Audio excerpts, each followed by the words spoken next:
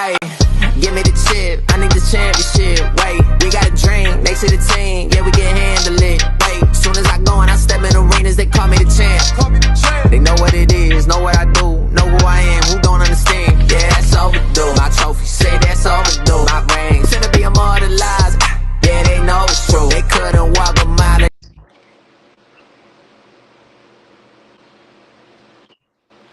Hey there, how you doing, folks? Chris Harris here. Another episode of Buck Sweet Sports Podcast. I believe I had some technical difficulties on my intro there, but all right. Nevertheless, man, we are ready to get started. Another day closer to start of 2025 football season. As always, man, I got my co-host Anthony Goodman here. But if you notice right there, we got a new face joining us this evening. Coming straight for you from Marlboro County, you got Mr. Anthony Berry coming to us. I talked before about wanting to incorporate more Marlboro County coverage, some deeper coverage. Now, last year we kind of, we gave y'all coverage, but we didn't really have anybody that had a lot of more, personal insights on football in Marlboro County and in the area. So we got Anthony on with us now, and Anthony, man, I appreciate you joining the team. And, for those that don't know you, man, just go ahead and, give them a little background on yourself and, your fanhood down there at Marlboro County. Yes, sir.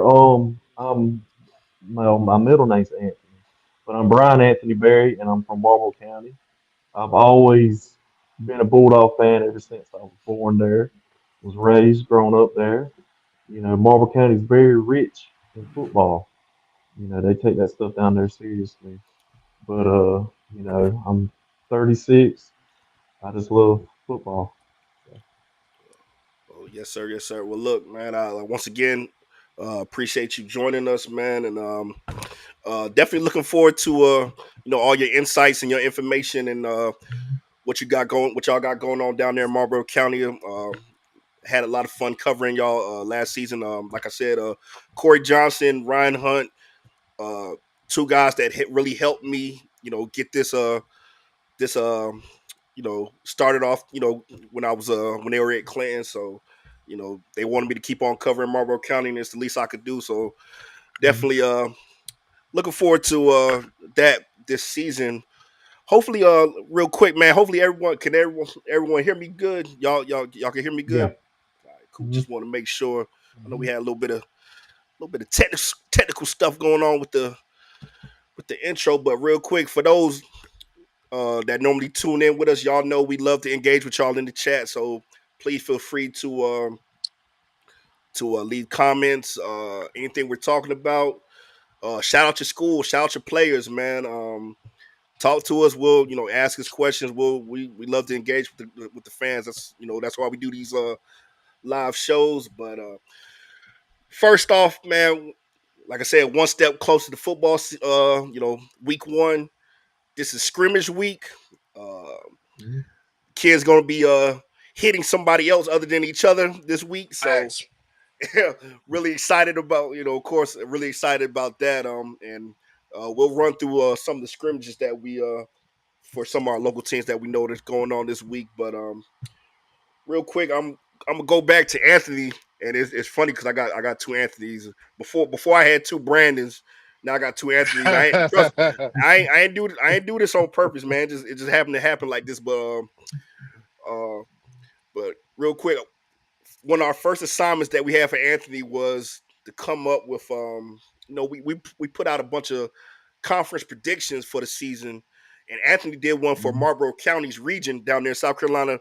It's their regions. We call them conferences, up here in North Carolina, but Marlboro down there in South Carolina, they do regions. He did a prediction for Marlboro County's region. I'm gonna have Anthony kind of give us his reasoning for why he chose the teams he chose and placed them where they placed them at.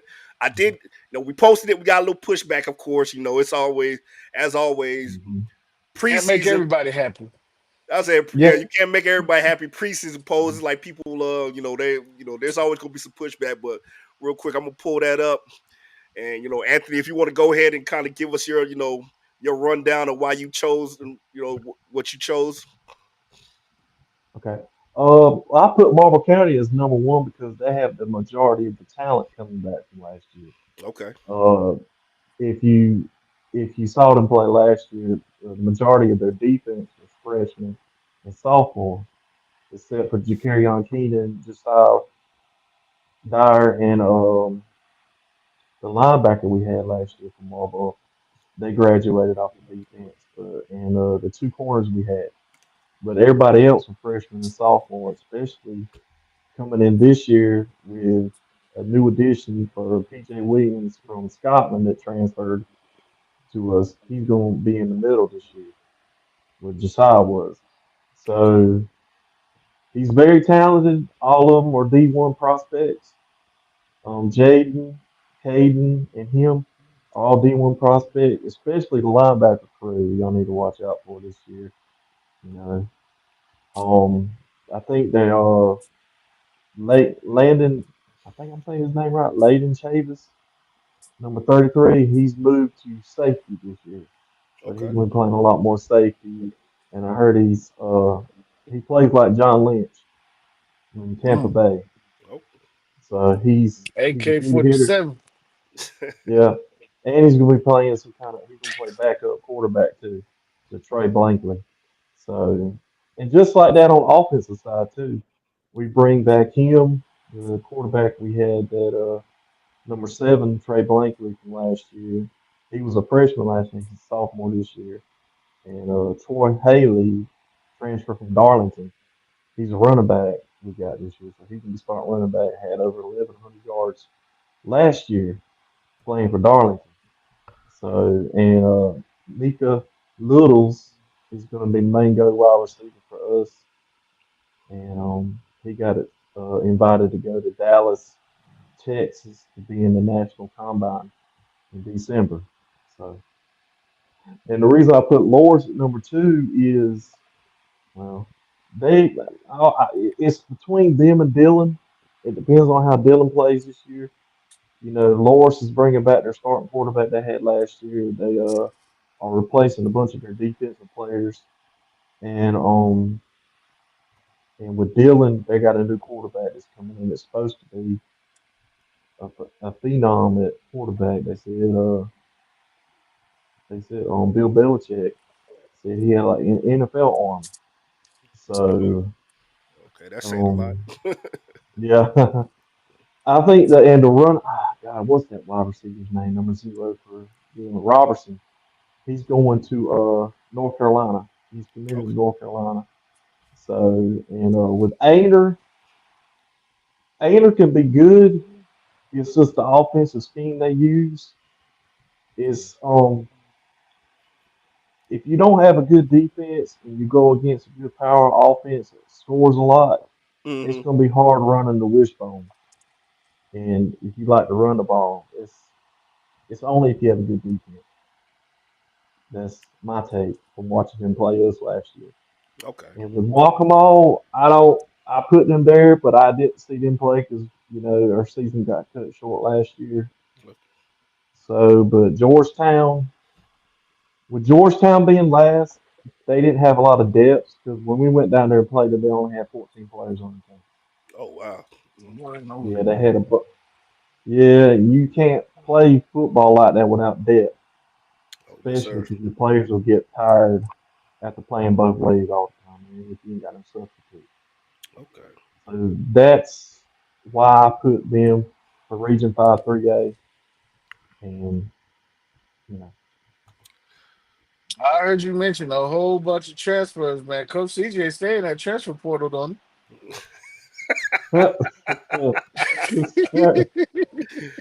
Oh man. Hey, look, I hey, ain't look, stirred. I ain't stirred hey, nothing. look, hey, look. They got because they actually because there's some rule changes down there in South Carolina no, now. it's legal this year. Oh yeah, this It's legal. everybody got their Yeah. hand in the pots now. So, Good gracious, boy. but yeah, I just want to get your take on that, man, because as always, like I said, with normal, you put out a preseason poll, and of course when the Loris and Dylan people didn't see them up top at number one, of course, there was some pushback, but yeah, I definitely feel And your again, take on it. it's my opinion. It's, Oh yeah, that's always, man. everybody Everybody's has welcome. opinion. Yeah, And like I said, man, preseason polls, I try to tell people, look, don't take it too seriously, man. Take it with a yeah, grain of salt. It's a preseason poll. Everyone's 0-0. It's almost educated guess, man. And like I said, Right. everyone has one. It's always different, but yeah, I definitely agree. You made some strong points. I definitely could agree with you. A lot of those guys, we talked about over the summer. We did little mhm, spotlights on them over the summer. Definitely yeah, looking forward to seeing what Marlboro County comes out with this season. Lot of heard a lot of great things about the defense, especially the defensive line.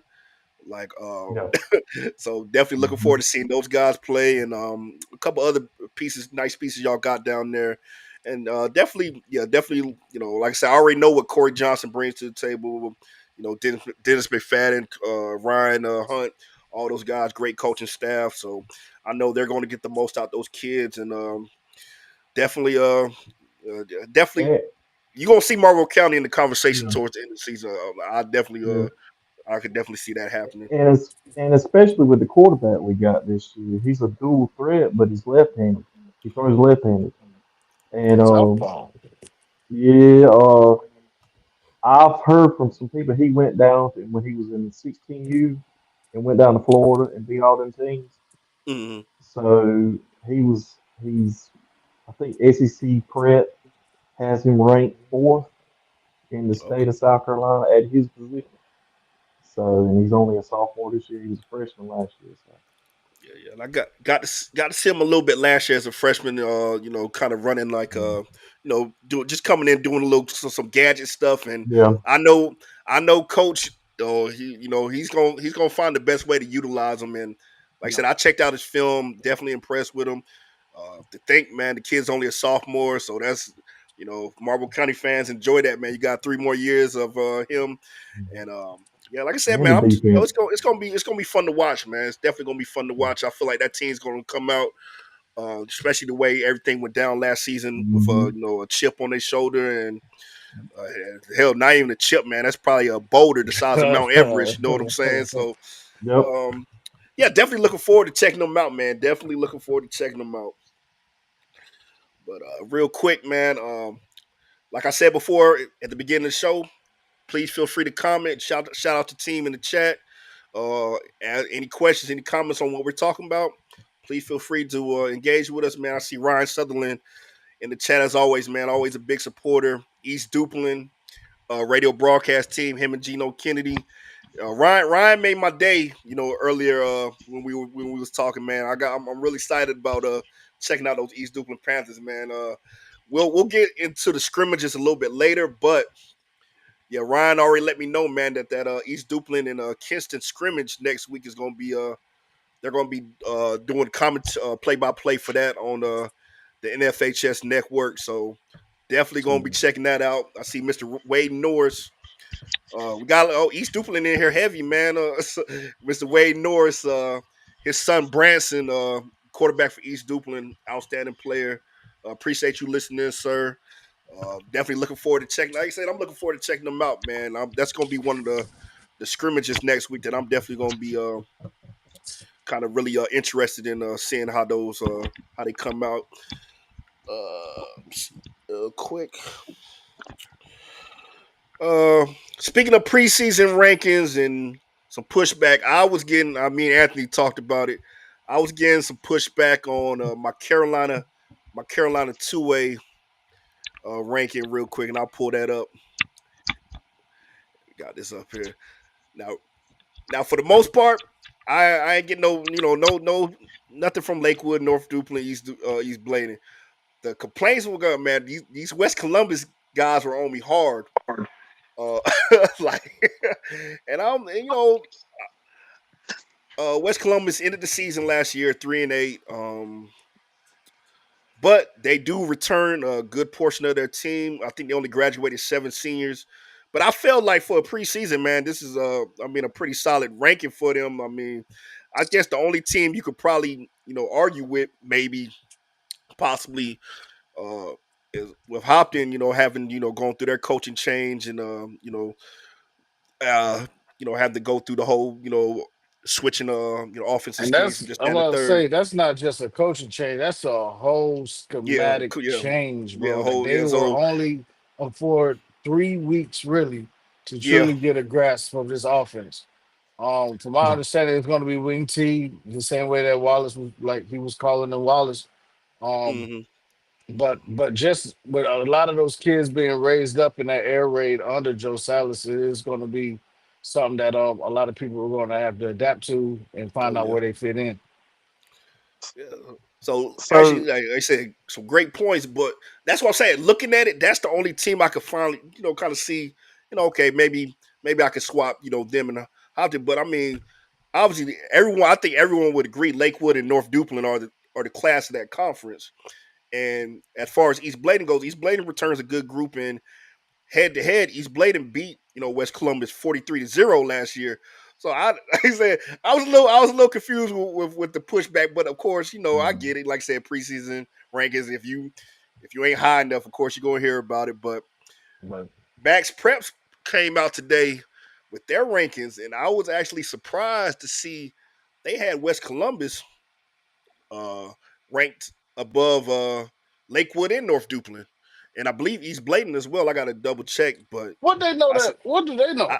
They they got know some inside something. information. They know something. They know something I don't know. But like I said, maybe that's. Oh, I'm thinking maybe that's why the West Columbus guys were coming at me the way they were, because they like, you just don't know, sir. You just don't know. But that was, like I said, it's definitely interesting to see all the okay. different publications come out with their rankings and see how they vary in this, that, and the third. But yeah, I just thought that was interesting, man. That's really the biggest pushback I got as far as those rankings were concerned. But yeah, that's something I wanted to talk about, man. I don't think our rankings was too much different Oh between no, Monty. I kind of got North Duplin over Lakewood. yeah, and I definitely agree. Those are the two I feel like right there. If you look at the precinct, that's the class of the conference right there. I feel like that's going to determine the conference championship. I believe that's pretty much they pretty much been neck and neck the last 2 years. So, but real quick, I'm gonna pull up that see if I can pull up that Max Press real quick just to get for it. But Anthony, you was about to say something, man. I didn't mean to interrupt you. no, you good. You put East Columbus on that ranking, but yeah, that's who Barber County will see play Okay. Saturday. West Columbus and then West Bladen. So So we'll get a you'll get a look, see if Max Press was right first right out the gate yeah. there. But look, I just pulled up what it had on Max Preps. So Max Preps has East Bladen 14. They have West Columbus 16. They have North Duplin at 19 and Lakewood at 20. So They must got some inside information, they man, they, they because nothing on the tape indicates that, man. well, like I said, I'm No, just like I said, they return a lot. They like I said they were extremely young last year. Extremely young, but North like I Duplin said, returning a lot. hey, look, Carell Phillips is enough. That's what I'm saying. Trayshawn Ruffin is enough. You know what I'm saying? So, but yeah, like I said, man, I'm interested to see how it comes up, man. West Columbus, this is a solid program, man. They got a great coach. They're 2 years removed from being in the Eastern Championship game. Nope. Uh, so, maybe like I said, I mean, maybe they build it up. Like I said, we gonna find out. We gonna find out soon, man. Week one's right around the corner, so that's when Hmm. all this preseason talk and stuff, Mhm. just goes out the window. But A lot of teams playing week 0 too. oh yeah, We used to play week 1. Now we play week 0. So real we don't play quick, Scotland though. and I hate that they took that game off y'all schedule, man. That was That definitely re They said it was because of realignment. They're playing Richmond that game, so I don't know about that. Mm. Mm. uh That might be a good one right there now. real quick, shout out to the chat once again, man. Ryan Sutherland was talking about that Wallace Rose Hill hype video that they posted on Instagram. Yeah, hey, they taking shots already, man. That's gonna be, hey, those Duplin County schools, man. It's gonna be those gonna be some fun games this year. Mr. Chris Carr, from Shut Lakewood, up, Chris, Lakewood boy. running back, man. Lakewood running back, graduated, man, doing big And he things, going to college. doing big things. Had a lot of fun covering him in that Lakewood team last year. Awesome player, awesome young man. Said Very respected. appreciate showing us love last year, of course, man. Like I said, they ain't gonna stop, man. We all about uplifting all these programs and these players out here in the Sampson County, Mhm. Duplin County, Bladen County area, all over the eastern North Carolina, man. But yo, just man, keep doing your thing, man. Keep that same work ethic you had in high school, and definitely gonna be checking you out at the next level. Yeah, but ball out at college, man. We want to see you on that TV one day, man. Yes, sir. And I speaking remember of, seeing Joe Mack, man. When Joe Mack caught that touchdown last year, oh yeah, last boy, year, you want to hey, talk about a moment, man? and Boy, it that just was brought some tears to my eyes, man. yeah, because that was the In the same. That wake was of his, right there after his Mhm. after his father had passed away, and definitely his first college football game, first college touchdown. Yeah, that was a moment right there, That man. was a Definitely, I movie, made a man. post about him earlier today, man. Looking forward to checking them out this year, man. That was one of the best players in the open field that I ever seen in high school, man. When you hear the expression, he can make you miss in the phone booth. They talking about players like Josiah McLaurin, man. He was special. All you had to do was get the ball in his hands. That's it. He You, gonna do the rest. you talking about Wasn't he? the guy from Clinton Yes, sir. Yeah, Yes, that sir. went to the guy Maryland? from Hopton. Okay. Yeah, he, The guy from Hopton that went to Clinton. Hopped and slash Clinton. But did he almost threaten to break the punt return touchdown record Yeah, for a single season? his junior season, he was one away from tying it, and he actually tied it, but the it got called back for blocking it back. But yeah, he like I said, man, one of the best with the ball in Yes. his hands. You had a Mhm. lot of fun watching that kid play. A lot of fun. Yeah, man. Let me see. Mr. Charles Campbell said, "What y'all think about the Whiteville Wolfpack this season?" Did you say Whiteville? Oh, my bad, Mr. Charles. I said it wrong. It's Whiteville. Whiteville. Wow, that The Whiteville Wolfpack. Look, man. I actually put out my prediction for their conference. As of right now, I got Whiteville. Winning that conference over South Columbus. I got them in South Columbus as my top two in that conference. But man, long as like I said, JP Price, one of the most one Mhm. of the solid coach. Uh, they're always going to be in the conversation, man. Like I said, I know they lost a lot to graduation, but come playoff time, when you got coaching like that, they're going to be in the conversation, man. They're a team that they Mhm. may start off slow, but come October, late October, November, they're going to be playing their best football. So I feel like they'll be in the conversation. And they're one of the teams that I had ranked pretty high in my preseason polls, and I see Max Preps was kind of feeling the same way. So yeah, they're just one of those teams that's always going to be in the conversation. Mhm. I wonder how they base these rankings I don't Max Preps, man. because if that was the case, Dylan be on number one all the time over here, and they'd be losing all the time. Oh man, I don't like I said. I don't know if Max Preps is doing everything computer based or if they actually have some a staff that's going through making these picks. But like I said, I'm looking at their picks and I'm looking at guys like Chris Hughes. And I think last week I was calling him Chris Miller. It's Chris Hughes. My bad. I corrected myself Mhm. in the comments, but a lot. You look at some of the stuff he puts out. You look at some of the stuff that the Charlotte Observer puts out and Mhm. High School OT puts out, and they all kind of they're all kind of pretty much similar. It may be a couple spaces difference or whatever between teams or whatever, but for the most part, everybody pretty much kind of looks the same. Like I said, Max Preps definitely has Mhm. they had some surprises, and I'll talk about one. Yeah. Like I said, I'm a Clem fan, and I was a little biased with my preseason prediction with them. I actually had them finishing second in the conference, behind East Duplin in the ECC. And I know a lot of people probably looked at that and said, "Come on, man! I mean, a 2-8 team last season going from 2-8 to second place in the conference. How you figured that?" Well, I'll explain myself. 'Cause I said I will explain myself my next episode. I feel like number one of the big difference makers is going to be that quarterback, Mr. Miles. I don't want to say his last name wrong. I think it's Malcop. I want to say his last name is, but Mhm. Miles, transferring from Roseville. Um, I feel like the competition. I know he was just a JV quarterback last year, but that competition up there is second to none. He's not going to see anything down here in Clinton that he didn't see up there in Roseville as far as caliber of defense and athletes that he's going to have to deal with. But I watched this tape.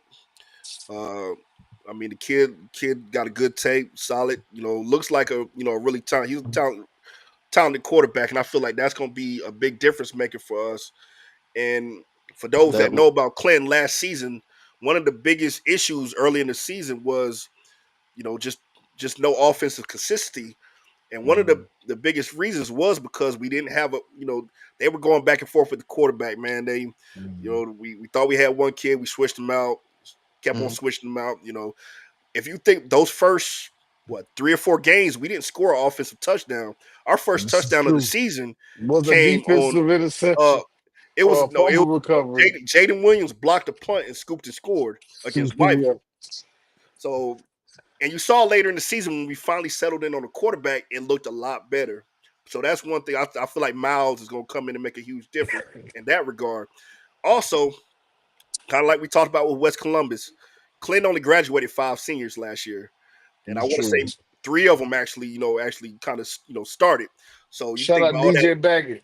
Oh yeah, all those so all that experience coming back. You last year you might have had one starter coming back on both sides of the ball with all we lost to graduation and those that transferred out. This season, you got double digit starters coming back on both sides of the ball. Plus, one big factor, Johnny Boykin. Last year was his first season. Mm, He might have got, a month or two actually with working with the team. mm. Now he actually had a full off season to work with the team, and you coach, man, so you know the difference that that can make having Huge. a month and a half versus having 8 months to work for teams. So they had some Mm. changes as far as their coaching staff. I know they got some different coordinators in there, but for the most part, Johnny Boykin's still there. So like I said, that's a full off season to, you're working with you full season to get more chemistry with the guys. To now more about the guys, not just from a football standpoint, from a personal standpoint. You know what, as a coach, you know what makes them tick. Now Yes. you know their weaknesses, you know their strengths, you Yes. know what motivates them, you know what you know their little quirks. You know what I'm saying? So I feel like Mm. that's going to make a difference as well. So that's just part of my reasoning as far as Clan goes. I feel like it could be an improvement. I could be dead wrong. We'll see. They definitely get tested right out the gate. I mean, Right out the gate. scrimmaging James Keenan in the Jamboree, and then you go right Mhm. into playing a team that's a solid team in Lakewood on the road.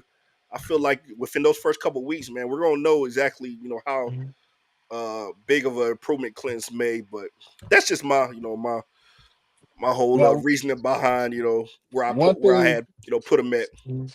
What? one thing I would like to inquire about that quarterback from Roseville is how much has he gotten acclimated with the teammates? Because Yeah, I know back when I played, sometimes that transfer is an odd man out. You can have hate, you can have jealousy coming in when you just plugged in and inserted in that role. Y'all remember what's the movie with Sunshine?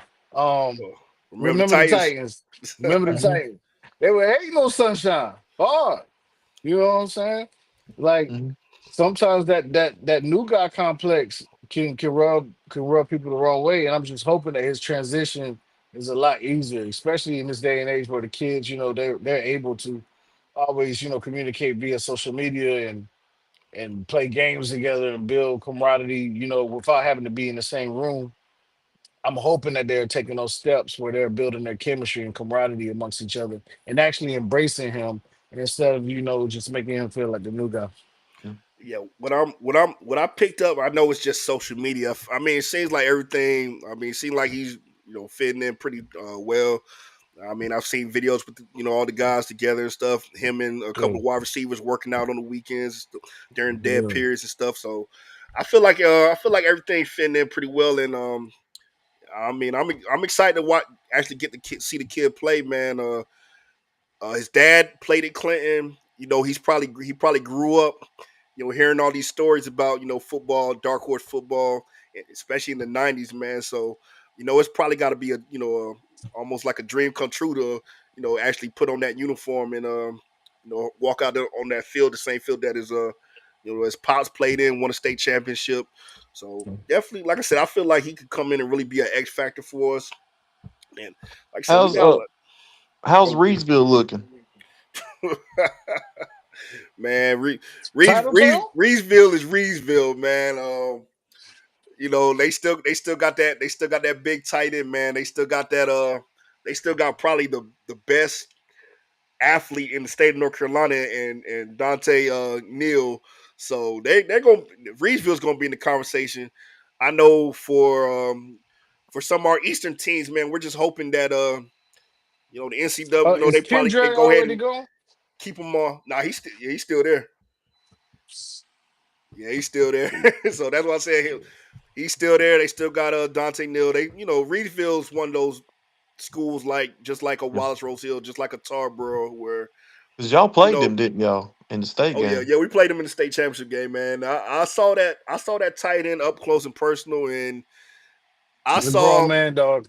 that's. Hmm. I mean, it's crazy because he was a sophomore that year, Yeah. and I saw guys that were solid defenders, solid tacklers, just bounce off this kid and him just keep trucking, man. He is definitely he's a grown man amongst kids, man. One thing I do pick up from some of the Reedsville folks, especially on NC Preps, that there is kind of a prima donna type deal with him. He kind of goes half pace when he's playing defense, just down the third. So that's kind of an issue they talked about. One of the reasons why they feel like they fell in the playoffs last year, but I mean, Reedsville's always going to be in the conversation, man. Like I say it's a football factory, man. Just like Tarboro, just like Wallace, just like you know how Clinton normally is, man. They graduate kids, and then they gotta they don't rebuild, man. They just reload. So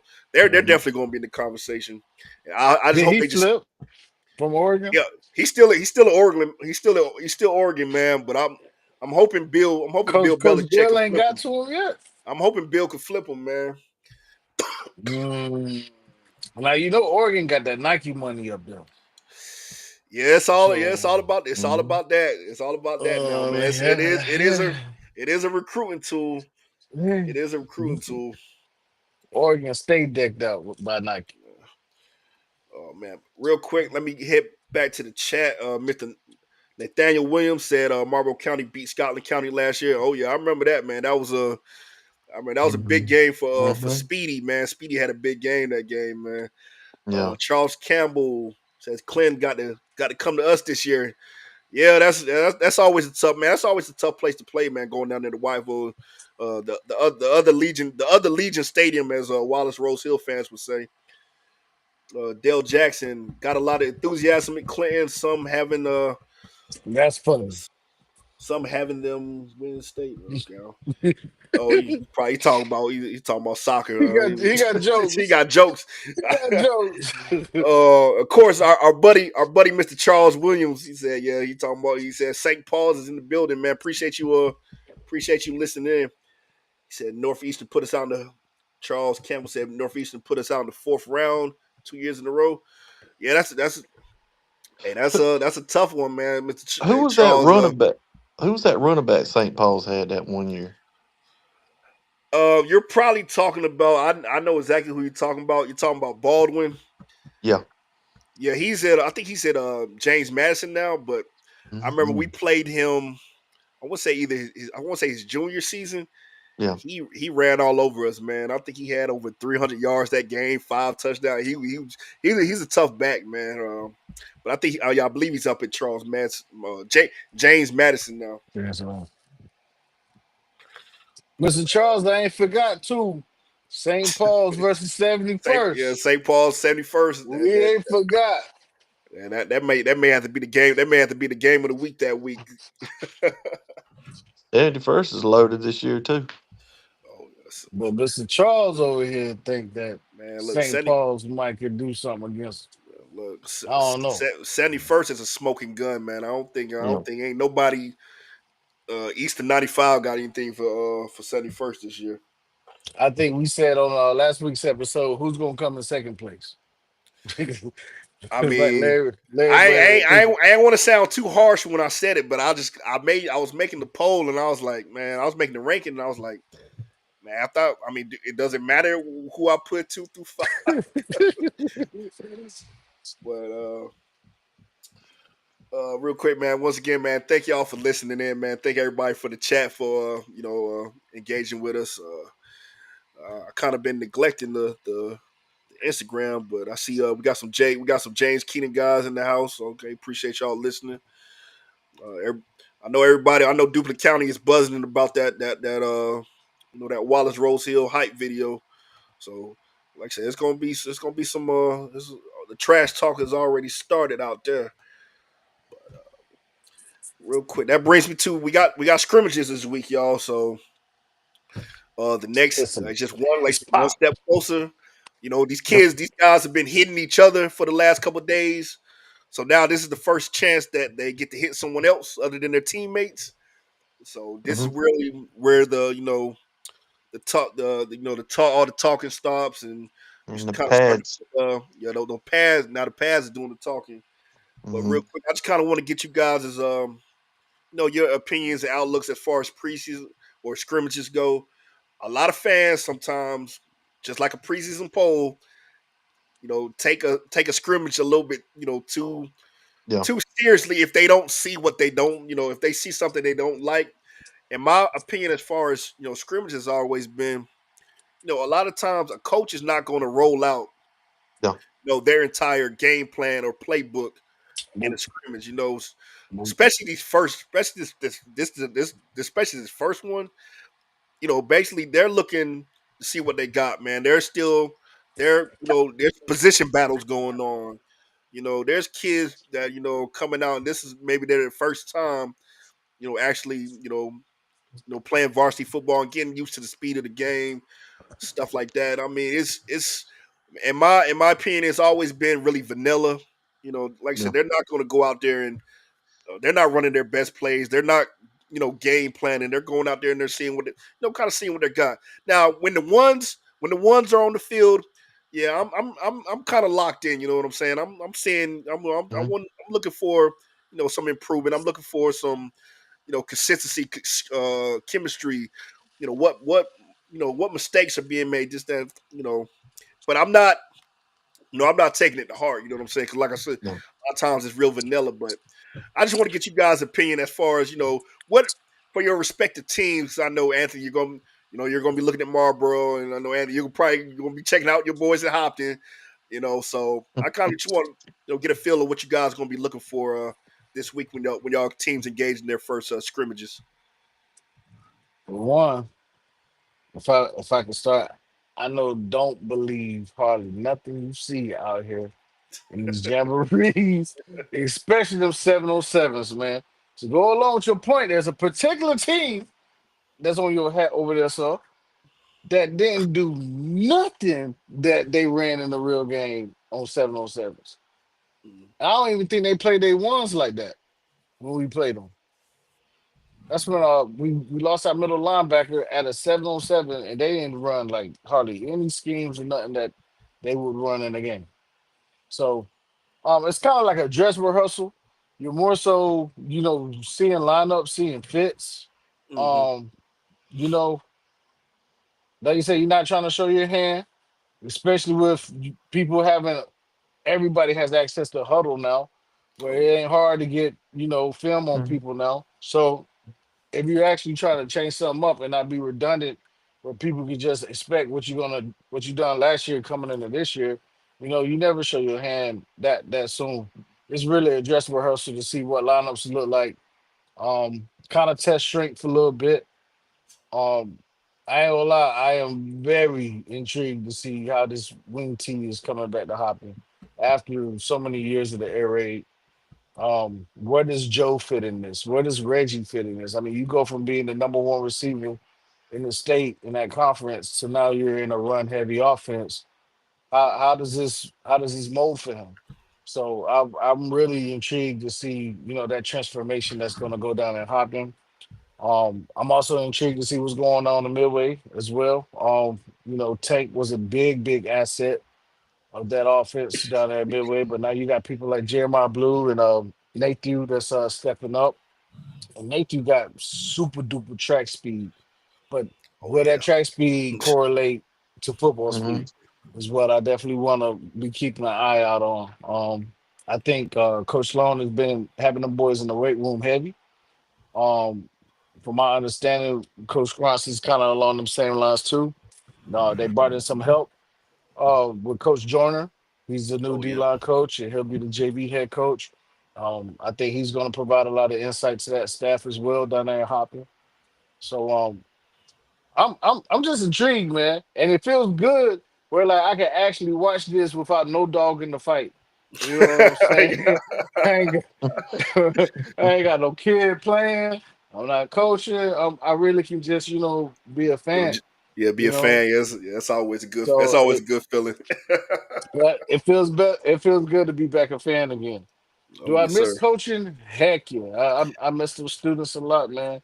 And like they'll still come up to me, Coach Goodman, when you coming back and all that. But I'm very, very cool where I'm at now, where I can have the access to do stuff like this and give an Okay. honest opinion without being biased or being, slighted in any kind of way. Yes, sir. Yes, sir. All right, Anthony, man. Let's. What y'all looking for down there in Marlboro County in this scrimmage coming up? Well, we play Northeast Guilford uh this Saturday at 8 o'clock. So we'll see. I'm ready to see how that defensive line looks for Marlboro. You know, and to take off what we was talking about, scrimmages don't show a lot. Like last year, we played Wilson, and we only beat Wilson 7-0. Everybody was in an uproar. Man, y'all only beat him 7-0. I mean, I was like, it's just a scrimmage, man. Right. Corey ain't gonna show you everything. No coach will. No coach. No coach is gonna show you all their hands. And then I'm ready to see the offense. I'm ready to see the defense. I know the defense. I'm ready to see them because it's been a while. Last year was the first year we had a good defensive line here at Marlboro. So this year I'm ready. So and yeah, I would talk a lot about Northeast Guilford, but I don't know nothing hard about them Yeah. except the Yeah. Like highlights I saw on YouTube. But yeah, a lot of times, man. It's also good, man, that y'all are scrimmaging somebody that y'all really don't know too much about, man. Get a yeah, get a different look than what you normal to what you normally see. But that's uh, Anthony, do you have who Hopton is scrimmaging this week? Because that's the only I one do I not. really couldn't. I I do really not. couldn't find. I haven't. I I couldn't haven't really find it. I heard. was trying to find something for all the county schools, but I couldn't find anything for them or Midway. I But haven't seen it released on the school page. I haven't seen it released on the football page. I haven't really seen too many posts on the football page, period. But But I'll read off of some of the scrimmages I have, some of the information I have for some of the scrimmages in the area. For Clinton, they'll be scrimmaging Grays Creek at home on August 8th. You got the Robeson County Jamboree going on. I know we talk about Red Springs, we talk about St. Paul's. We got a guy, one of our co-hosts, Dre. He coaches up there at Hope County. They'll be in that. They'll be taking on St. Paul. So just the Robeson County Jamboree. They got Fairmont taking on E. Smith.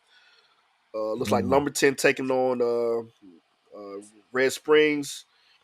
You got St. Paul's in Hope County, and you have Southview and I forgot who that is. That is that's not Lumberton. Give me 1 second. I gotta pull that up. Yeah, they just got the mascot out here, and I can't even remember which team that was. I'll circle back to that one. But Marlboro, like Anthony just said, Marlboro County taking on Northeast Guilford at 8 o'clock, and that's going to be on a Saturday. Mhm. Uh, this is a big one, man. The Scotland County Jamboree, and you Hmm. got one of our local teams, Union. They'll be in that one with Anson County, Westover, East Bladen, and Scotland. So that should be a good one, man. Definitely shout out to those guys out there in Union, man. They doing good things out there, and that should be a good one to check out. Let's see what else. We got Wallace Rose Hill and Lakewood. That's gonna be a good one. That's gonna be at Wallace on the Friday at 6 o'clock. I don't want to see no fights, gentlemen. No fights. Oh man, I doubt Leave you. it I on doubt you. the Yeah, leave it they. I, on the don't, field. yeah, I doubt you see it in the preseason like that, especially with Coach Martin. They not letting that go down like that. Let me see in the comments. Mr. Steven, he said Scotland and Hartsville are playing in Dillon's Jamboree next week. That should be a good one. Yep. Richmond is playing West Florence. Okay. Okay. Richmond County always a powerhouse here in North Carolina. That should be a good one as well. So you remember Caleb Hood Yeah. that went to North Carolina? Yep. Yeah. I remember the first year they went to the playoffs. They played Myers Park out of North Carolina. They had all them players on there, and I was like, "This North Carolina, and South Carolina is too different. The way them boys are built up there, it's two different ties."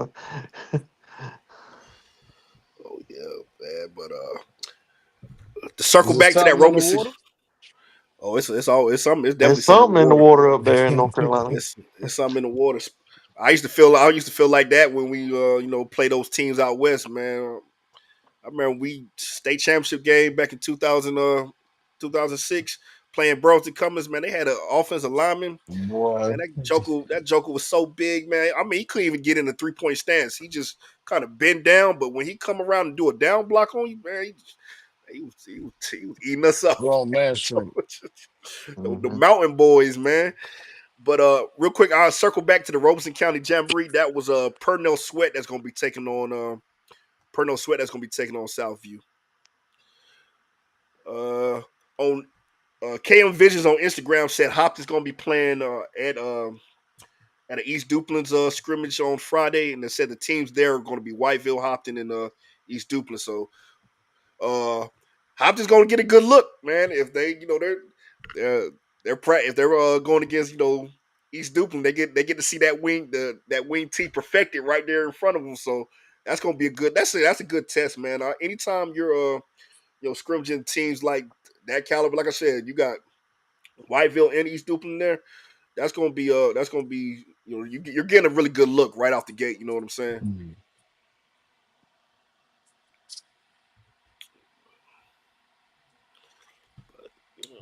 Wing T versus Wing T. I'm gonna Well, go back to shout out, It's from like go back to the 2005 all comments over real quick. again. And now we get some pushback on our game of the week, man. Some people said we picked the wrong game of the week. He said Scotland versus Dillon should have been game one, week one game of the week. Look, I'm gonna defend that to mm, I'm gonna defend my choices, man. Look, Clinton versus Lakewood, Sampson County rivalry hasn't happened since 1982. I mean you can't overlook that, man. I'm sorry, but we That's we we historic. going that's historic, man. That's gonna be big time. I mean, like I said, I wasn't born the last time those two played in a regular season game. So yeah. Mhm. and of course East Duplin versus Wallace Rose Hill. I mean Duplin County rivalry, man. It don't get no better than that. But man, we gonna keep our eye. Like I said, Anthony's gonna keep us up on schools like Dillon down there in South Do Carolina. Scotland and Dylan play all the time, Anthony? Um, They started last year. Okay. They would Okay. just scrimmage and jamborees and stuff. Mm-hmm. And Dylan used to play Mallow Creek out of North. Where's that at? Charlotte. It's Uh, somewhere right now. I want to say the they used, Albemarle or something. that school up there, Mallow Creek, was something else too. Got all Yeah, them players up there. But definitely. it depends on how Scotland looks this year. I wouldn't put them if Scotland looked like they did last year as game of the week. Let me see. Ryan got a little information for us, man. He said East Duplin scrimmage in ACOC. So that's probably so Hopkins probably scrimmage in Whiteville then if those the 14s that's gonna be there. Of course, he talked about this. He talked about the Kinston scrimmage on the 15th, which is going to be broadcasted live, and I'm checking that one out, man. Like I said, Kinston and East Duplin are two teams that we thought that could possibly be Mhm. representing their classifications in the state championship game. So that's going to be definitely a good early season test. Of course, like you said, man, scrimmage. I'm just really talking when the ones are on the field. That's what I'm looking at. I'm Mhm. looking Yeah. at the two just to see what type of depth you have. But Yeah. well, I'm definitely going to be locked in when those ones are on the field going against each other, man. Those talk about two really contrasting styles. East Mhm. Duplin normally wing T. And of course, Kinston's come down in that pass heavy offense with those stud wide receivers and that quarterback, man. So Mhm. that's gonna be fun to watch, man. Definitely fun to Uh, watch. that linebacker y'all got at Clinton. What is he, a junior? Oh, he's a senior. He's a senior this year. Jaden Williams. Jaden Yeah. Williams, yes sir.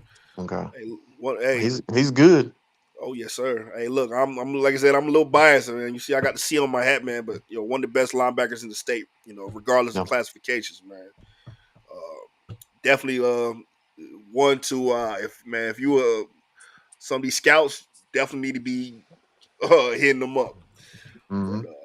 Mr. He Wade got that Norris, man. Palomalu swag and that Oh yeah, Palomalu definitely, motor. yeah, man. He give you those type of vibes, man. He give you the back, but it's really like though he got the hell, of course, that adds to the aesthetic, but he got a motor, man. Oh yes, I sir. mean, he has a motor where he is sideline to sideline, dark And horse, workhorse for Yeah. sure, for oh yeah, sure. and That he got him.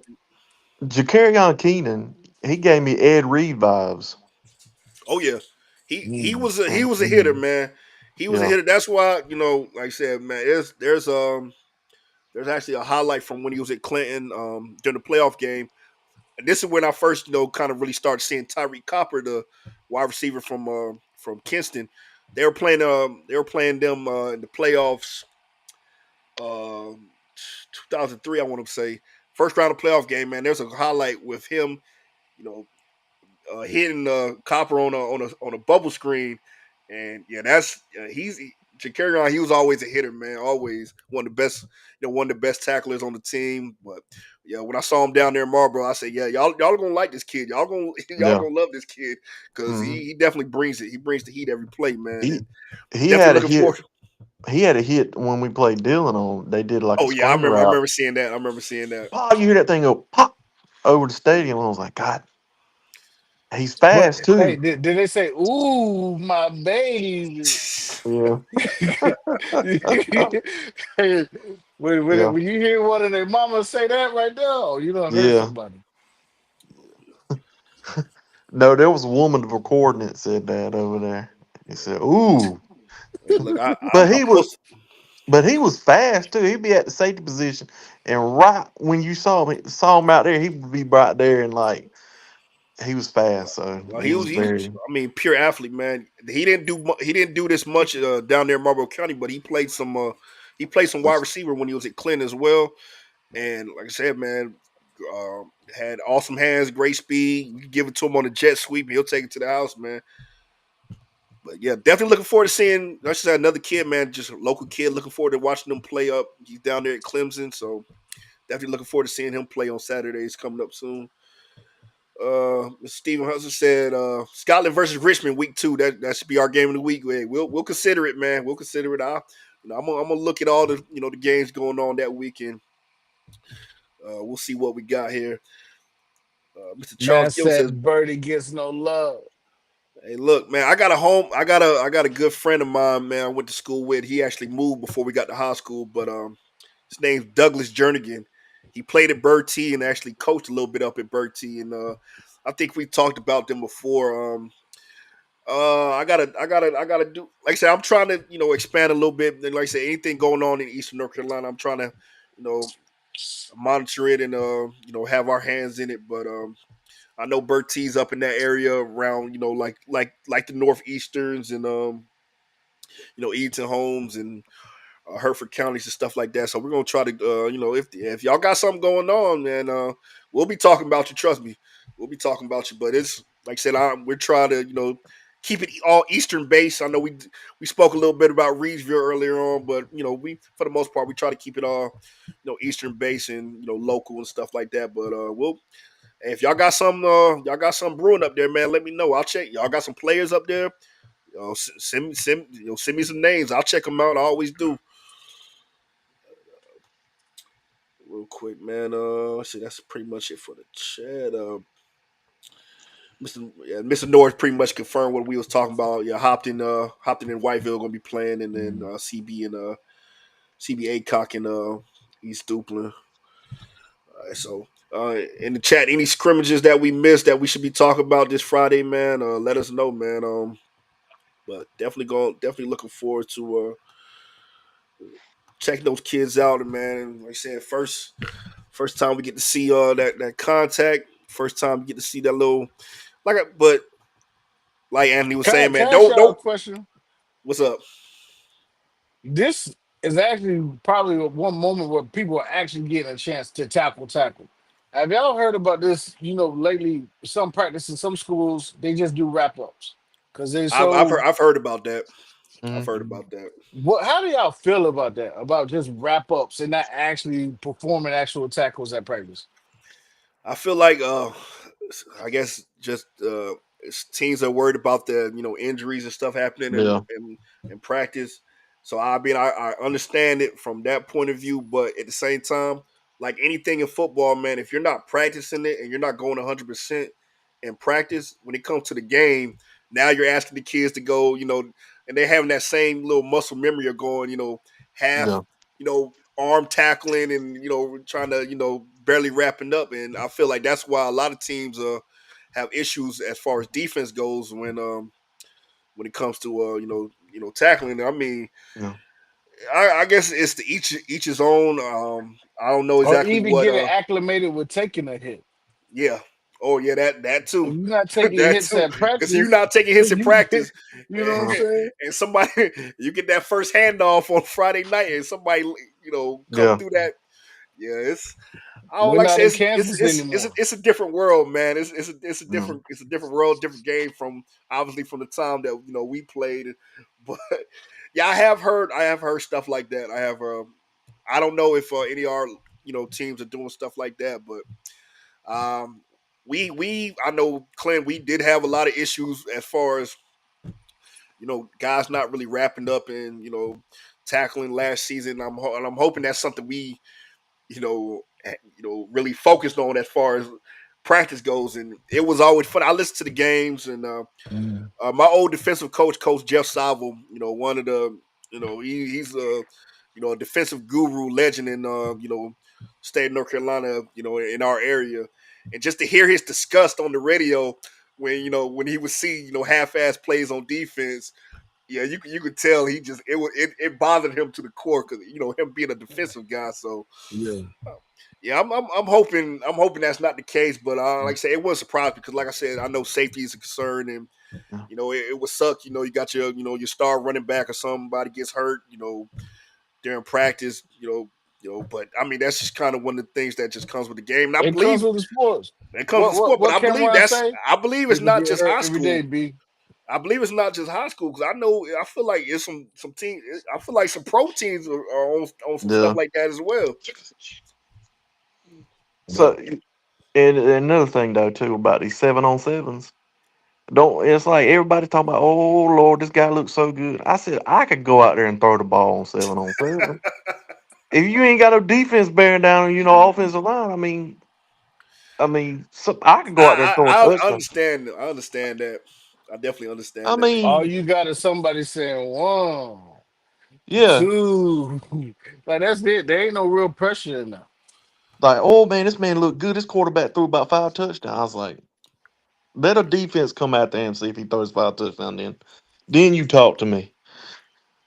Yeah, I So feel like it has its purposes as far as you yeah, want to get some chemistry reps. going Hmm. with the quarterback and the wide receivers, and even if you're not a team that throws the ball a lot, for your defensive backs, it gets them some work. So I know down east, I know more teams have switched up offenses, but a lot of times we wouldn't see teams that pass the ball a lot until the Hmm. deep into the playoffs or you get to the state championship game. So Yeah, at least this kind of gives the guys a little look. But like you said, you know, take it with a grain of salt, man. If you ain't got there's no defense out there, there's no lineman out there, you know, and for like a team that runs more of a ground based offense, yeah, 707 is just it is. Pointless. It's kind of like what it is. It is what it is. Like I mean, yeah, but I mean, like I said, it has its its pros to yeah, it, but it's not something I would. Okay, I see a team that do good on 7-7. Oh, that's a state championship team right there. yeah.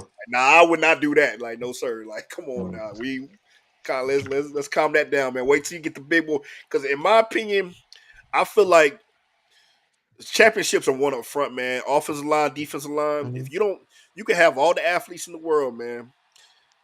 You can have the best linebackers, but if the guys up front aren't taking on those blocks and giving those linebackers, their Yeah, little, basically so they can get to the ball, it's not the same thing. Offense, man. If your offensive line, it don't matter how fast that running back is. It don't matter how pretty a spiral that quarterback throws. If the offensive line's not doing their job, Right. it's not going to work. So look, I always look, feel like, look at Colorado. I mean, Shador was good, but the offensive line didn't block for him. no, no, oh no.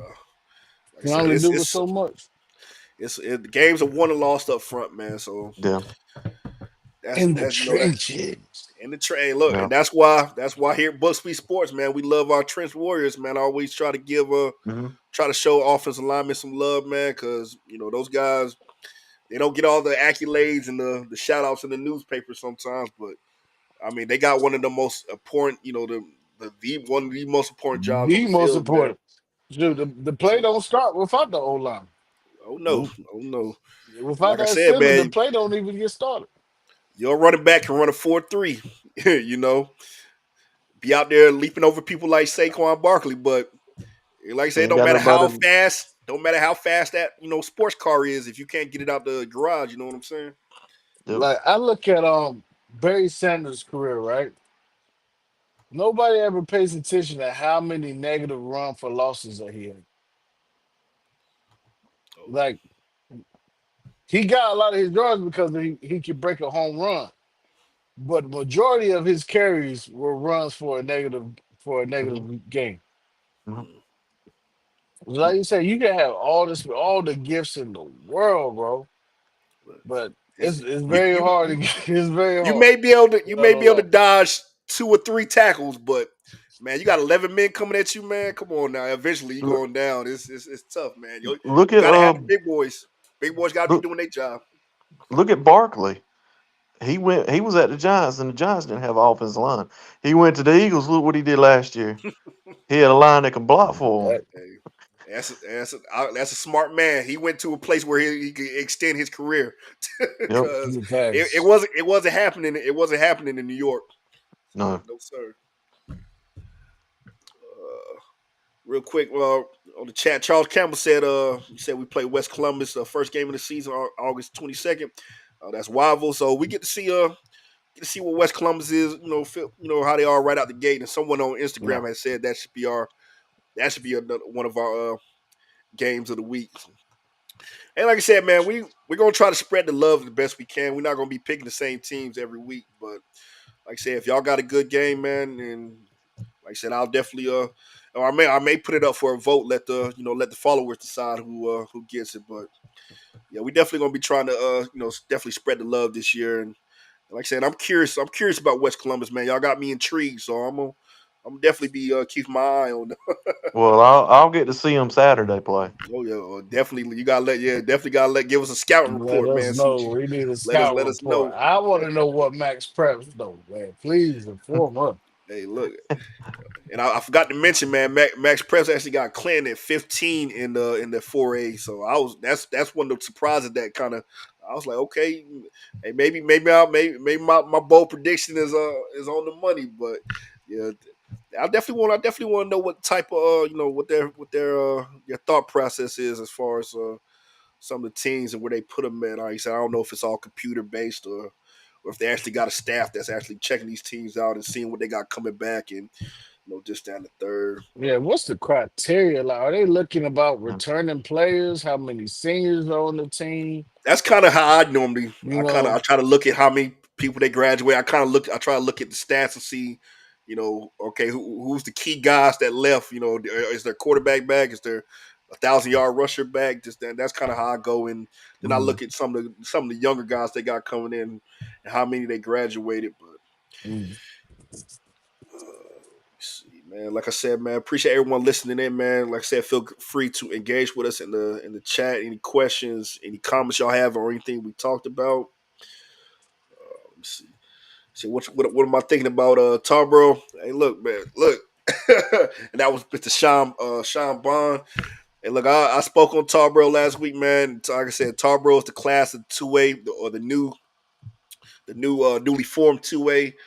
Um, I don't see anybody. Like I said, it's gonna take a really really bad night for them for anyone to knock them off. I don't see it. I've heard you guys talk about how they're better than they were last year, and last year they were pretty damn good.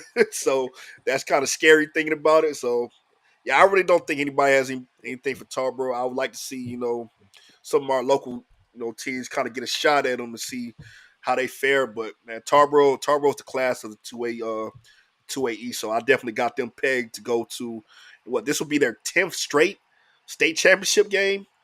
Yeah. So that's yeah.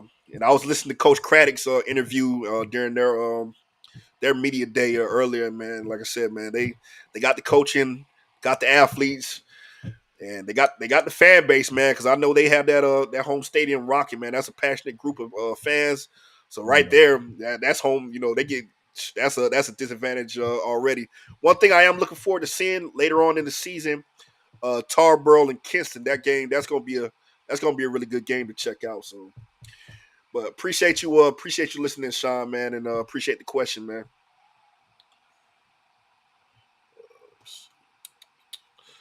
Nothing else in the chat, man. Like I said, any other comments, y'all? Any questions? Anything else y'all want to talk about? Please feel free. Um, like I said, man, we're 1 week closer, man. And I'm definitely I'm excited. This the best time of the year. It goes by way too fast. Cause like I said, we're up here. It's August right Mhm. now. We're sitting here, waiting on Gotcha. week 1, and I'm telling you, you're gonna snap. You're gonna blink. It's gonna be gone. We're gonna be in December. It's I gonna had be to basketball season. I had to cover some open houses today for the Oh, elementary. The elementary open houses were today. Tomorrow will be open house for um Sampson Middle and Clinton High. okay. And like I really just blinked, man, and the summer's over. Um Summer's already over. I can't really wrap my mind around it, man. But I'm very anxious to see, how this realignment is gonna work. Mm-hmm. Um, you know, some people who felt like, that they belonged in a more higher grade. And as we discussed last week, it's not about the quality of your team or the quality of talent. It's all pure, It's all roster the size of your numbers, school. man. Those numbers. But I want to see how some of these people are going to get acclimated with the new conferences. Oh yeah, Um, some people felt like others belonged amongst tougher competition just because they had a deeper, depth. But I mean, you had other teams like Tarboro who ain't got that many, kids at their school. It's just the quality of kids that they got on that team, you that's know. So yeah. we want to. I really want to see if what the NCHSA. intent was of making things more fair by spreading them out among so many conferences. Mm. Is fairness really going to be proven and shown through this process? Yeah, What I was what about the hoping. players getting paid now up there? From Now what I that's read a the other horse of a different color. man, from what I read, from the article I saw, there's only 17 in the state of North Carolina that's Mhm. actually inked deals, and Clint and a kid I talked about for Clint is one of them. Miles, he's one of them. Of course, his dad knows all the ins and outs, and he got his own marketing business that he runs. So he got a lot of connections. So he's one of the ones that got one in. I think it's only And there's one some kids deal. that's doing local things. They're Okay, doing local deals with people who have private LLCs, not private LLCs, but like small businesses, okay. or sponsoring certain kids. Like Brandon Ortiz, who was a kicker at Hopkins, I believe he's moved on to it's not Harold's, Hmm. but he's moved on to another school. And this kid, he was on the soccer team.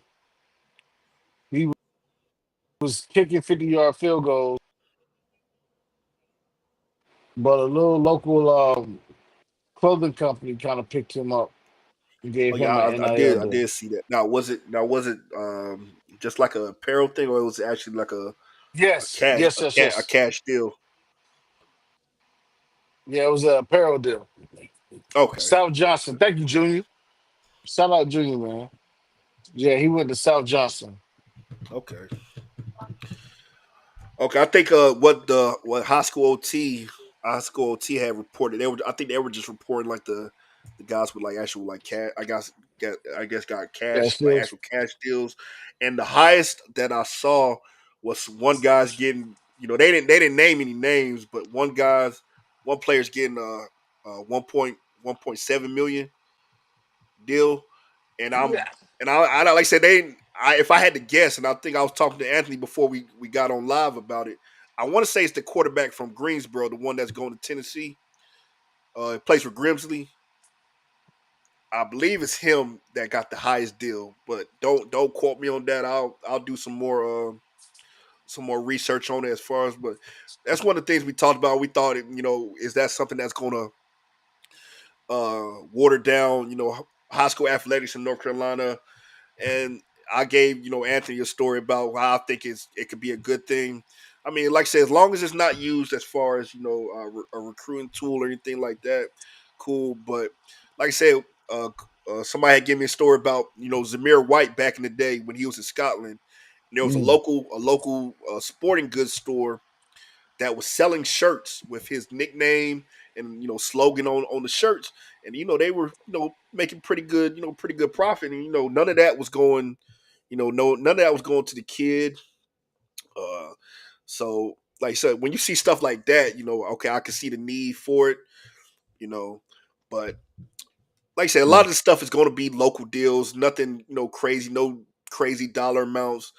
Like I said, we don't have a like I say, you'll see the bigger stuff at the bigger schools up in Raleigh, Greensboro, Charlotte area, stuff like that. But these local schools, man, you're not gonna see, you know, a, you're not gonna see a kid, from a small rural school Yeah. unless they got a lot of juice, So let's talk about it. Let's talk about it real quick though, Chris. And we're not gonna say no names. uh, And we got Anthony in here too now.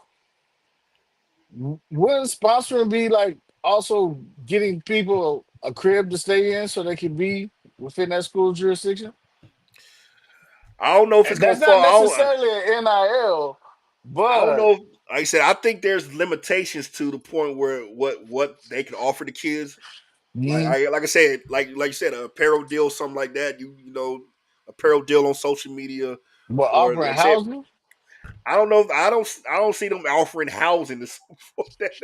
I got examples, man. That'll be I ain't gonna say no that'll be name. going into a gray area. That'll be going across the line there. But that like I said, I don't feel like you'll see that big cash money stuff going on in small town. That's what a lot of people are worried about. They're thinking, okay, these kids are going to be getting bought to go play somewhere else. And like I said, I don't see anybody, in these small areas be able to have something to do, a business be able to do something like that. Like you go transfer from well, I mean, what business in Elizabethtown is gonna ink a kid for $1 million deal? I don't know about Hey, I love some Giorgios. I love some Giorgios, but I don't think they got $1 million to throw at a kid. You know what I'm saying? So, like I said, I feel like that's something that you're going to see in the bigger cities. But the transfer stuff is already a problem in the big cities, man. You got kids jumping schools all the time, Greensboro area, all the Charlotte time. area. I mean, so like I said, that's not really going to change anything. But I mean, that's something to think about, man. It's something to think about. I can see, I can see what you're talking about though, like a booster creating a company and saying, oh yeah, this, that, and third, but I'm just saying, man. There's been a couple of examples here uh huh. locally, of some questionable answers.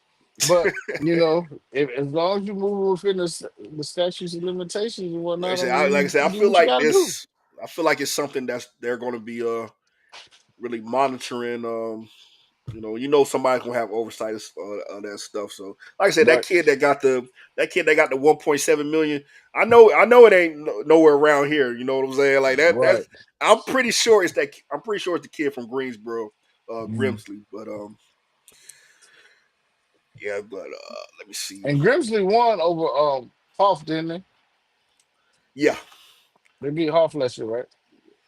I believe so. Yeah. I tried to tell Uh, Ashad, you out there going to chase a ring, man. You should just stay. But Ethan, what you think about Ethan starting this year? It looked like I'm he's slated to I'm start looking for finally. I'm looking forward to it, man. Ethan's one of those kids that I remember watching him, out there at Roll Lane. Hmm. Watched him do his thing in middle school, and yeah, he's been patient. He's waited his time, and I feel like he's gonna do big things, man. It's crazy, like you said, man. You see these kids, from the time they get young, from the time they're little to now, and the way he's changed from his freshman year to now, you could tell he's really been putting a lot of work in on his body and stuff. And I mean, he He definitely looks getting a good. little swole. Yeah, he looks good, man. And I He look a mean, little swole. he looks sharp. So I'm definitely looking forward to checking him out, man. Yeah, I mean, it's like I said, it's crazy, man, how fast time flies. Like I said, man, I remember Yes, hearing sir. about him at Roll Lane. I was like, yo, we would talk like, yeah, it's a kid at Roll Lane, man. You gotta check him out. You remember Chris? It's his little brother. I was like, oh yeah. I remember Chris. Yeah. I went out there, man, and I think like the first play of the game took like he was in the Wildcat, took a little, did a little fake hand, a little read option, took it around the outside, and was gone. I was like, yo, okay, then, yeah, this. So yeah, I'm definitely looking forward to checking him out this season, man. So- South Columbus beat West Columbus 71-0 last year. Hold up, I gotta pull it up. Yeah, Were you looking? Were you looking at that? Were you looking at that on? YouTube. Let me see. I have to look at it from. Let's see, Max Pre. I mean, East Bladen beat him 43-0 last year. So it's definitely possible. Let me see. Mm. Last season. Last season. Somebody, Let's see. somebody doing the ranking wrong then. Okay, yeah. It But wasn't that. I don't think they didn't play last season. So I want to say that their worst loss last year.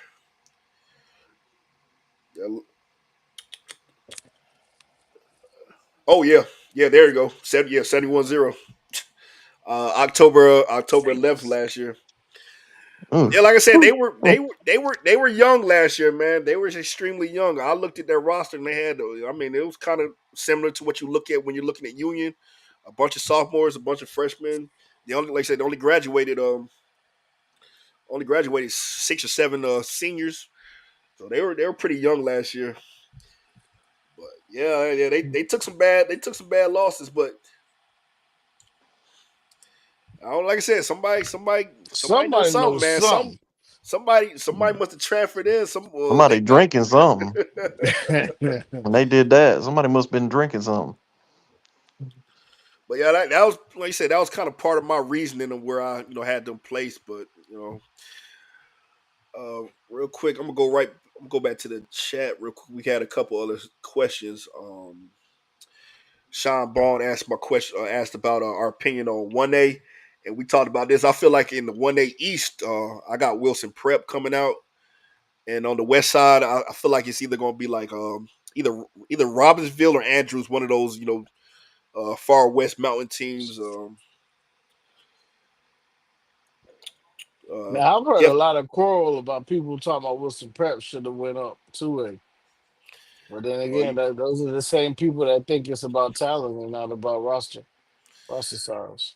a lot of people don't like the fact that anytime they see prep at the end of a name, prep or Yeah. academy or anything like that, they automatically assume like, oh yeah, it's going to be a mismatch, all this, that, and the third. But Mhm. I mean, Wilson Prep, if you look at their numbers, they're actually a really small.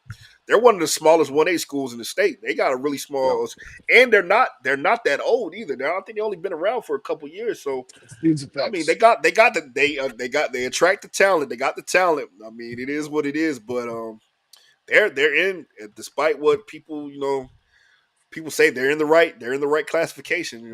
Mhm. And I got them winning the East, won the East this year, like I was saying. And like I said, I feel like somebody like Robbinsville or Andrews will come out the West. But appreciate the question, Sean.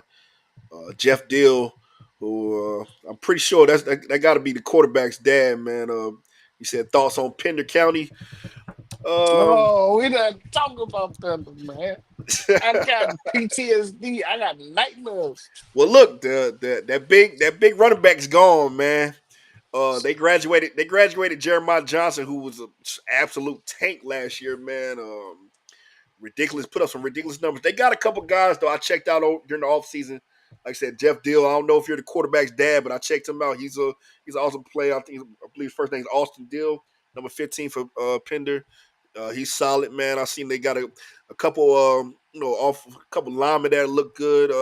Pender, I feel like it's a team that could possibly like I said, if I'm dead wrong on my Clinton prediction, I feel like that's a team that could you know, come in second place to East. Like I said, I got East Duplin winning the ECC, hands down. But Pender could definitely be in the conversation of them and Trash. But I feel like they're gonna have a pretty solid season, man. They got a solid coaching staff out there, man. Coach Eanes, he's a old school coach, man. Been around for Yeah, years. He's yeah. gonna have them, he's gonna have them right and ready for whatever happens this season. But yeah, I feel like they'll be in the conversation. Let me see. Jeff McClain said, "Let them dogs off the chain." And I'm assuming he's talking. I'm assuming he's talking about Marlboro Yes. County. Yes. I Yes, know who sir. Jeff. I know who Jeff McClain is. Yes. Talking about them dogs. Okay. Let's see. Lee McCray want to know thoughts on James Keenan. I said James Keenan is my pick to win that newly formed Swain Valley Conference. Of course, I feel like it's them and Wallace. It's either or. I think you can't be wrong with whoever you pick, but that's going to be definitely must see TV. But I like James Keenan, man. I feel like they lost a lot, but A they lot. returned some good pieces, man. I'm a big fan of their quarterback. He's going to be good. They returned a 1,000-yard running back. They returned some solid linemen. I know that defense took some heavy hits to graduation, but they returned some nice pieces, man. Some kids that may not be household names right now, but come November, they definitely gonna be talking about it. But like I said, man, it's hard to replace a Takis, Wilson or a Hassan Cornelius who Hassan had almost over 200 right there around 200 tackles last year. I don't know if Yeah. they exaggerating the numbers or not, but that's freaking ridiculous, man. That kid was always around the ball, so it was probably those numbers were probably accurate. But yeah, they lost a lot on the defensive side of the ball, but they're definitely going to be in the conversation. And like I said, it's either them or Wallace winning the Swan Valley Conference. Hey, Chris, Yes, sir. what did Yeah, you could once. Jay Dash for us? Who did, you compared him to that guy that went to Auburn, or Yeah. Ryan Hunt did? Well, Amaris? I'm going off of what Coach Hunt told me his Okay. freshman year. His freshman year, he told me because, like I said, the kids stood out immediately on film. This was later in the season during the playoffs, and he was one of the kids that got moved up to varsity, and they were, it was a blowout game. They were putting in the, reserves, and I saw him out there on the field, and I'm like, yeah, I mean, he had the look. You know what I'm saying? Some players just had that look, like, oh, he's gonna be good. And Mhm. me and Coach Hunt was talking about him, and he said, man, as far as he feels like by the time he's a senior, he's going to be on that same level as Morris Williams as far as defensive player goes. I feel like Amaris was a one of a kind athlete, Mhm. but as just as a defensive player, he feels like he could be on that same on that same playing field. So definitely going to be looking out for him. He's, like I say, he's a part of that defensive line that I'm really excited to see for Marlboro County this season. So definitely going to be Yeah. having my eyes on him.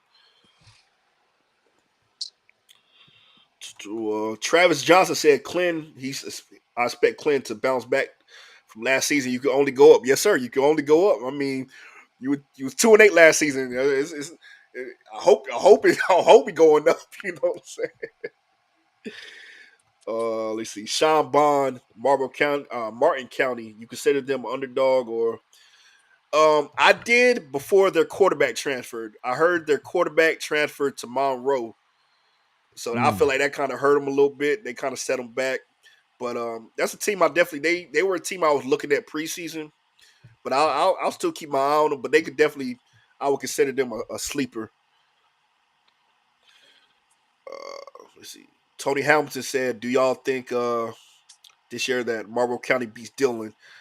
Anthony, I'll let Anthony? you handle that one. Yes. Yeah, simple. Well, my thing is Dylan lost 19 to the graduation class last year, and they're starting a new quarterback, which they think he's. We'll see, but he only played JV last year, but we'll see because it's different between JV and varsity, Oh yeah. especially when That's you got true. a defense like we do going up against that. So, and they're coming to us this year, and like from what happened last year, yeah, we're gonna smack them around. So. Oh, oh. Well, I'll keep it at that. I don't want to get no phone calls and no messages Oh, tonight. So, trust me. They Well, they they you they, don't they get watching. that. They watching. They watching. They well, listening. They like, okay, bet. No, that's gonna be a good game, man. That's all. I'm pretty sure that's always a yeah, must see game to check out. yeah. All right, Mr. Charles Campbell's letting us know that Whiteville beat Pender last season 51-38. Hey, that Whiteville team was that was a good team last year, man. Like I said, unfortunately they fell to Northeastern in the playoffs, but that was a really special team, man. Will Fisher was, that kid was a highlight. Um, but one of my favorite players on the Wolfpack last year was I want to say his name was Dante Falk, I believe. Number 58, played defensive line. That kid was a monster. That kid was a monster, and I actually, really started watching him after his um his playoff game against Northeastern the previous year. Mm. He was like, I mean, a guy his size moving the way he was moving, he was giving Northeastern hell, man. And I knew him coming back that the next year was going to be a problem. But yeah, he was a hell of a player. But I appreciate that info, Mr. Campbell. Appreciate you listening in and contributing, commenting. Wade Norris said Dylan's quarterback is slinging. I'm pretty sure he probably saw him because I know his son played a lot of 7-on-7 over the summer and stuff, and went to a lot of camps. So he probably saw him in the camp playing.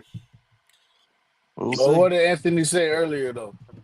7-on-7 don't Yeah, mean that nothing. 7-on-7, or and like I said, it could have been could have. Oh, say yeah, he was on the same 7-on-7 team as Branson this summer. So We'll, Wade got a close look at him up close, we'll and see. personal. He said we'll see. Mm. Mr. Bond said Bettingfield's going to be.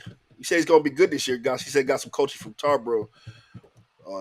Hey, they got their coaches from the right place. I mean, if you're looking to build your program up, what better place to go, get some coaches from a coaching staff like, that been around Jeff Craddock for a number of years. So, You know, Betterfield's a team we play. I know we played them in the playoffs a couple times, and they always seem like they have a little, solid group of athletes, and you know, getting that coaching, that when you get that coaching, that definitely can make a difference. I know I believe they had a tough year last year. I had them actually in that conference. They're in the same conference with Kinston and Tarboro, I believe, and I actually got them as my last team because I was basically looking at the record. I believe they were like 1-9 last year, but they're headed. I see they headed in the right direction if they made that coaching change. So,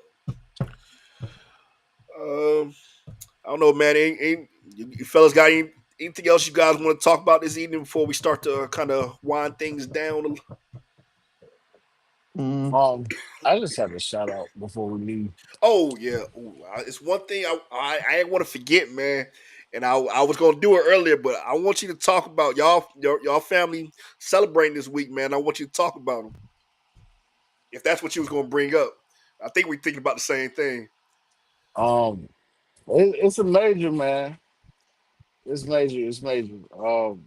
My son has officially signed on the line um, to attend Averett University for track and field.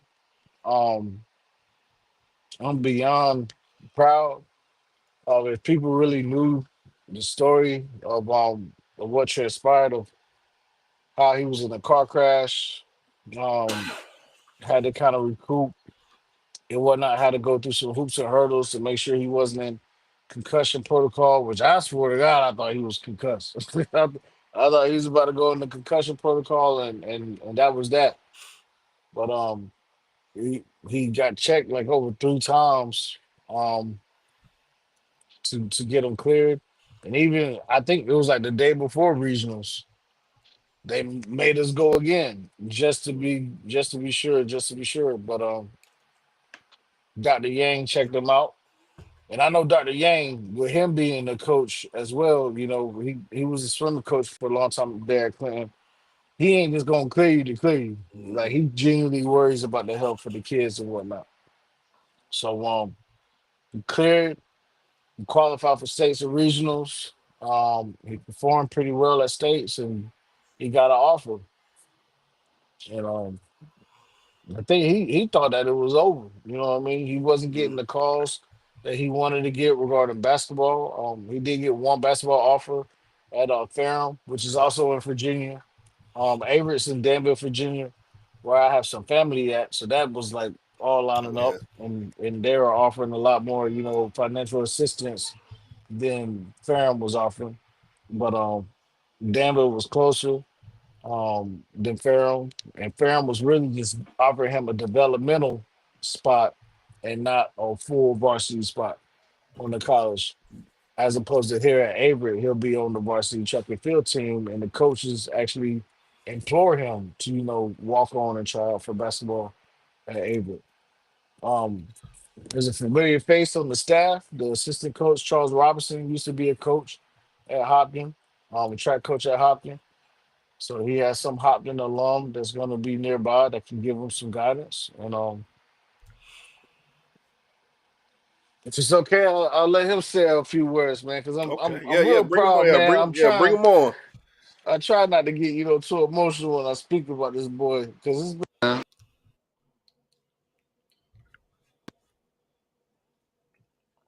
ever since I first met his mom.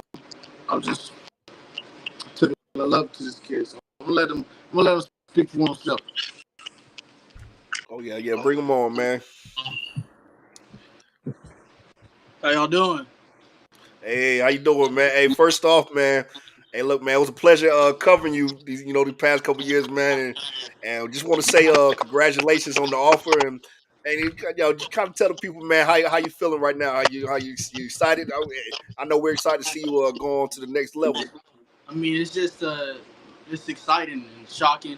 Um, like Mr. Goodman said earlier, it was I thought I was done. I thought basketball season wrapped up, track season wrapped up, that it was, hey, you're an adult now, go into the world, get a job, go to school. Mm-hmm. I didn't think I was gonna be able to lace up track shoes or a basketball uniform again. I thought I was done. So I'm just excited, shocked that I really get the opportunity to continue doing what I love. Yes, sir, man. Well, look, man. Just keep on grinding, doing what you're doing. Stay focused. Remember, man, you're a student athlete, man. Handle your business in that classroom first, then handle your business on that track or the basketball court, whatever you decide to do. And we'll definitely be keeping up with you and definitely rooting for you, man. Man. So I appreciate that very much. Yes, sir. Yes, sir. Well, look, man, that's hey, look right there. That's awesome. Hold up, real quick, Magic. Let's see, Magic was trying. Let's see, he said he out. He said he's out there restream be killing me. Hey, Magic man, try it again. Last week that was my fault, brother. I'm see if Magic can hop up here real quick and give us a Man. couple words of wisdom. Nah, for real, last week Magic he did it right. We were so busy talking, I didn't realize he had sent a little invite and I forgot to hit the button because he said he was up here, but he just couldn't. He couldn't speak. You're not able to speak until I let you in the room. So Magic, you did it right, brother, man. Just try to hop on real quick. I want to hear about what y'all got going on down there at Union, man. I'll see if he can come on for a couple minutes. But hey, man, yeah, What did this appreciate dude y'all. say? He said, "Come on, like 1+1 Gatorade equals three Hold outside." I'm telling on. you. That's why I said, man, we got to get him to come up here and say a couple words. Give people a couple words of wisdom before we close out and see if he can come up here. If not, we'll go ahead and shut it down. But yeah, man, I was meaning to bring that up earlier. And like I said, as soon as you said it, it clear. I said, "Oh yeah, we definitely got to talk about that, man, because that was big time. Love to see it. Like I said, man, we're all about uplifting these kids, and a young man gets a chance to go to the next level and continue to, you getting that education while you continue to, pursue those, those sports, play those sports that you grew up playing and that you love to play. That's awesome, man. Like I said, everybody that gets the opportunity to, I try to, try my best to keep up with all of them. Sometimes it's hard, Mhm. but yeah, as soon as I saw that, I definitely said, "Oh yeah, we got to make a post about this," because, like I said, for all the stuff that he's been through, and I was happy to see that for y'all family, man. That was awesome. So that And the definitely beautiful made my part, night, man. man. Beautiful part Mm, was it no nepotism, no he's plugged in, he used to coach over there. It wasn't none of that, man. He got all of that on his own merit, that's what's on up. his That's what. own merit, and that's the way he wanted to do it. I didn't have to, I ain't had to vouch for him. I didn't have to be no reference or nothing. He gained all of that on his own merit. And that makes it even more, special. Makes you appreciate even more. Like when you're handed something, a lot of times kids will not value it as much. You Mhm. Mm-hmm. know what I mean? Like, them Christmas toys that they just expect, they know they're going to get these Christmas toys and they don't play with them in February because it's just given to them. Yeah. But like, if you tell them like, if you get straight A's, I'll get you this PlayStation 5. It's so much more gratifying when they actually achieve it because they earned it. They didn't just get it to get it; they actually earned it and got it, and they'll take care of that PlayStation 5 to the death of 'em. You know what I mean? Oh yeah. Um, him earning this scholarship, I think, is going to light a fire under him to carry his academics in college and actually take it serious instead of just saying, oh well, I'm here just to be here and I had to go to college. No, he actually earned it, and I'm proud of him. Oh yeah. That's what's up, man. Yeah, definitely. Hey, love that, and definitely gonna be keeping up with them and watching them. Real quick, I don't want to. I want to. Miss out. Sometimes I miss out on the chat over there on Instagram because it don't show. It doesn't show up on our main chat. But real Mhm. quick, someone Can I wanted to say know. something? Oh yeah, yeah. Go ahead, man. And another thing, all these people come out and support these football teams this year. Oh Field, yeah, field, definitely. field, pack the stand because it means a lot to these young men that play out there. You don't know how much it means to these young men that pour their heart out this summer to see a bunch of fans out there.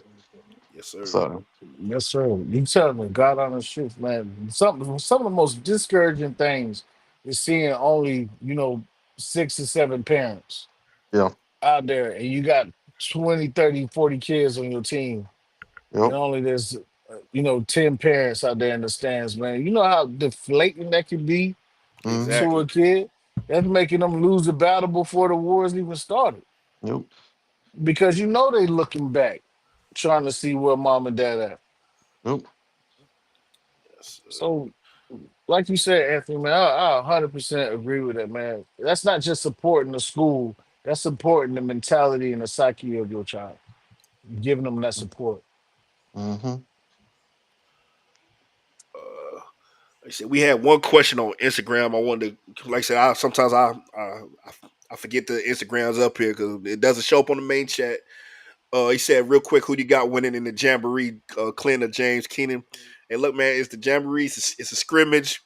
I understand that. Yeah, we're in our head we're keeping score, but at the end of the day, man, as long as you guys get a good, everybody gets the good reps in, really hammer down that chemistry and that timing and stuff, and no one walks away injured. Both teams Mhm. win. Both teams are getting a look. Like I said, I love it for Clint because I like I said, I feel like James Keenan is going to be one of the best teams in the area. So Clint's getting a really solid look right out the gate. So like I said, I really don't.